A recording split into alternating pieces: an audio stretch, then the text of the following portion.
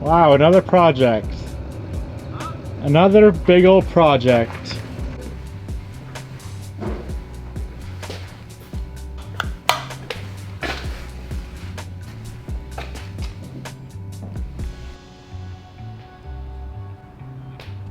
Well boys, I've been seeing the comment a lot. You guys want more Evo 8, Evo 9 content.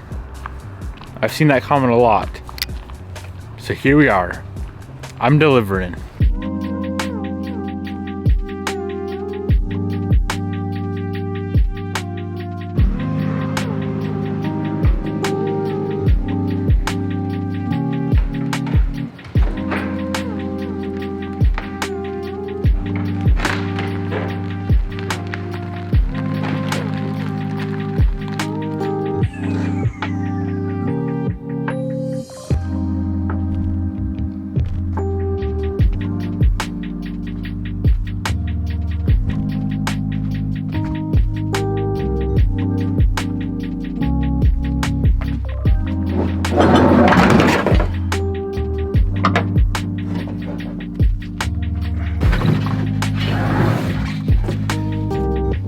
I have no just the front end of it, or do you want me to just ditch the tire and fucking?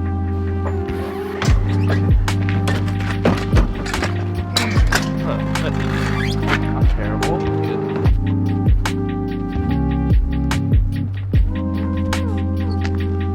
You finally got a 9. Yeah. Nice. Hey, that's what's yeah. I'm excited. Now look, I know what you guys are thinking. Damn, Devin, another Evo. I can explain, but first let's go through exactly what we have sitting here and all of the parts that came with the car. So this is an Evo 8. I think it's a 03 Evo 8 if I'm not mistaken. Got a pretty fresh paint job on it. It looks very, very nice. Missing some roof moldings here. Got a carbon trunk on her that looks good. Still USDM bumper, which as you guys know is whack. Evo 7 tails, some 57 DRs. Interior wise, it is fully converted to a 9 interior. The 9 Recaros, as you can see, the 9 steering wheel, 9 rear seats, and she was actually converted to MyVec as well. So this motor is out of an Evo 9, and as you can see, we got the MyVec sitting right there. But this is a 2.4 liter, so it's a 4G64 block with the Evo 9 head, and we have the opposite of the Holy Grail, a factory untouched 6-speed transmission, which is probably gonna break, but that's okay because breaking stuff is always fun. If we take a look on the inside, you can see that we have a big old turbo kit right here. This is a ETS turbo kit with a 6466. That helicopter is very loud, I apologize. Take a look in the back, we have a ton of OEM parts, CSF rad, and what do we got in the trunk? In the trunk we have some intercooler piping, the BOV, battery, intake, a bunch of goodies. So let me explain what this is. This is not my car, okay? This is our photographer slash videographer's car. His name is Bo. You guys have seen him on the channel a few times. I wish he was here right now to explain this car, but he's not. He's doing other things. So I'm gonna try to explain as best as I can. He bought this car actually from Josh Bader a couple years back. At the time, I think it was just a full bolt-on car, Evo 9 turbo, all that good stuff. And then he wanted to make it faster, so he got the ETS kit with the 6.4. And then he noticed, from what I understand, the water pump started leaking on him. So he pulled the motor to replace that, and then the car just sat. And I think it's been sitting for maybe a little over a year, could even be longer. And he has been dying to get it back, which I would be too if I owned this thing. So I let him know I would take over the build and kind of finish it up for him. I'm not sure how deep we're gonna go with it. I know he just wants it back up on the road and back and running, but there's a lot of things as I look at this car that I want to fix. So I guess we'll see how far we want to dig into it. But regardless, here in the next few days, this thing is going to be complete once again, and it's going to be rowdy. Bader is going to tune this car, and it's probably going to make, if the trans doesn't blow up on us, it'll make north of 700, high 700s, maybe touching 800. But once again, the 6-speed transmission out of the Evo 8, Evo 9, they are no good. They blow out like 300 to 400 wheel. But unfortunately, the owner does not want to go to a 5-speed as of yet. So we're just gonna see what this 6-speed can do, and we'll go from there. Let's get everything backed up into the shop. Gotta get the car unloaded, and I wanna start making some progress on this thing. Not sure how far we're gonna get today, but we'll get as far as we can.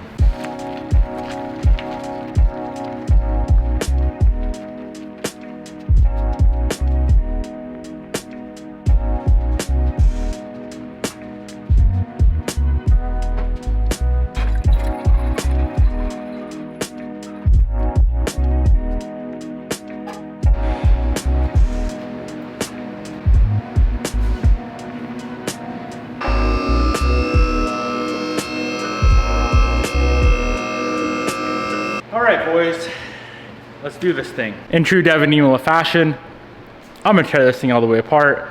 We're gonna take a few steps back to make 1,000 steps forward in the right direction, meaning the whole subframe, the T-case, the steering rack, all the front suspension, everything is coming out. You know why? If we take a look here, that's got about 1 inch of grease on it, which I don't like. I know this is not my car, okay? Let's get that out of the way. But working on cars that are filthy drives me insane. So let's spend a couple hours, go through, pull everything apart, get it all cleaned up. Unfortunately, it's a little bit late in the day, so I'm not so sure if we're gonna get this thing back together today or not, but I don't really care. I want this thing done right. Man, oh man, it's gonna look good when it's done.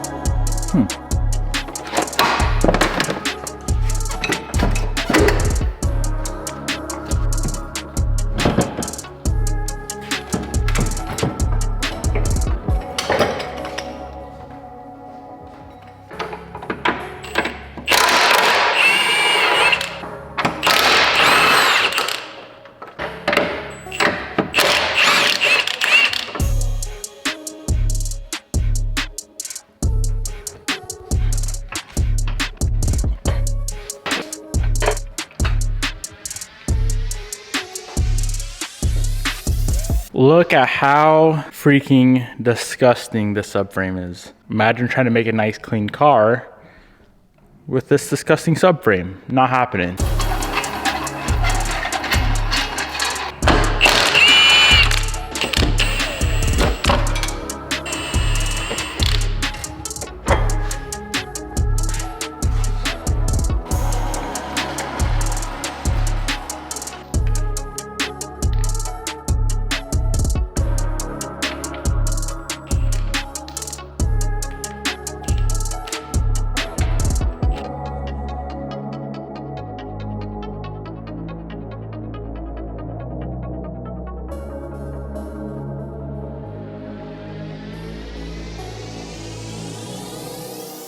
Well, this is about as far apart as I think this car is gonna go. So we have the subframe completely disassembled with the rack off, the control arms off, sway bars off. I'll clean up the trans.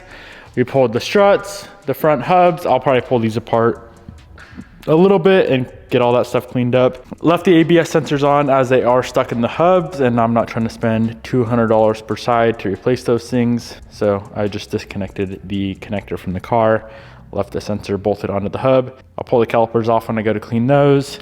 T-case needs to be cleaned up. It has some disgusting like rattle can paint job. Hopefully that all blasts off with the pressure washer. That'd be nice. And then I'll probably go through, well, I know I'm gonna go through and clean up the bed because it's quite filthy as well.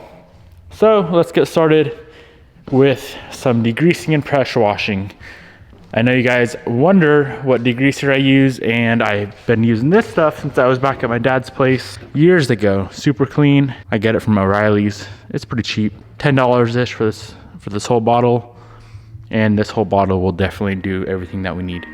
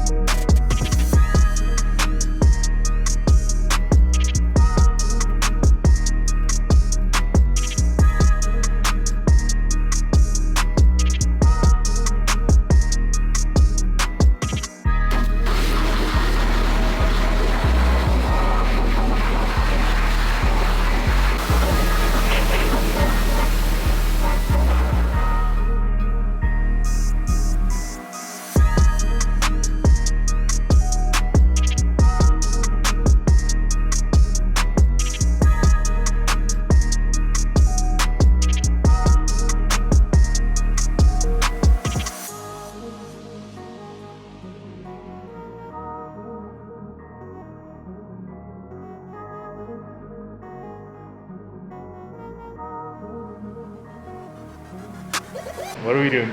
This is Bo, by the way, the owner of this gorgeous 9 or 8 or 9. It's an 8. It's an 8. And I'm making him real nervous right now by cutting his filter. And the fact that I'm making him nervous kind of makes me think that he thinks something's fucked up with the car. I don't think anything's fucked up, but I've just never cut open an oil filter to look at it. So, I don't know. And I haven't touched this car in a long time. Should I take longer? No. Well, you gotta cut it all the way, and I can't get her open. I already see the copper flakes coming out of it. What the hell is wrong with this thing? It's been sitting for months. That's the problem. I have a fucking blowout. Alright, here's the moment of truth. This thing is clean as can be, son. I did see one flake. I meant it down there when it fell out. That big fuck thing? No, it was a small fucker. Have you ever seen a rod knocked motor before? Bro. Somebody changed their oil at our house. I don't know who it was, but our bucket was full of copper flakes. That was me. My bad. I can tell. Probably Okay, scared. are you happy now? Not happy. He said, I'm not sad. Yeah, I'm not sad. It's not sad. Okay. Yeah. Well, you ain't lost the bearing yet. Probably will on the dyno.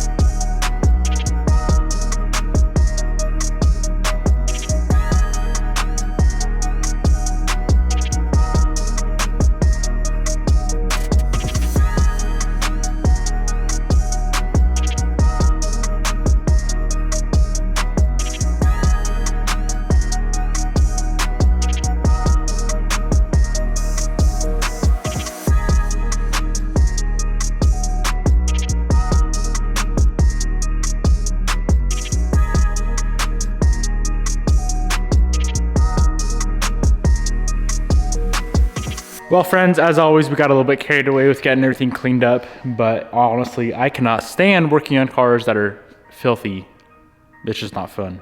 So everything is clean, we're ready to go. The whole undercarriage is cleaned up, bay is ready to go, and all the stuff, engine, all the subframe stuff. Look how clean that thing came out. Beautiful. Trans, T-case, front hubs, rack, calipers need to be powder coated, and the control arms. Pretty successful first day in the shop with the Evo 8 project. This thing should be finished up hopefully relatively soon. Just depends how far we can get on it tomorrow, but I'm trying to shoot for a few day turnaround here and get her back on the road. Hope you guys enjoyed, and I hope you guys are gonna enjoy a little Evo 8 content for a few days. Yeah, peace out, and I'll see you boys tomorrow.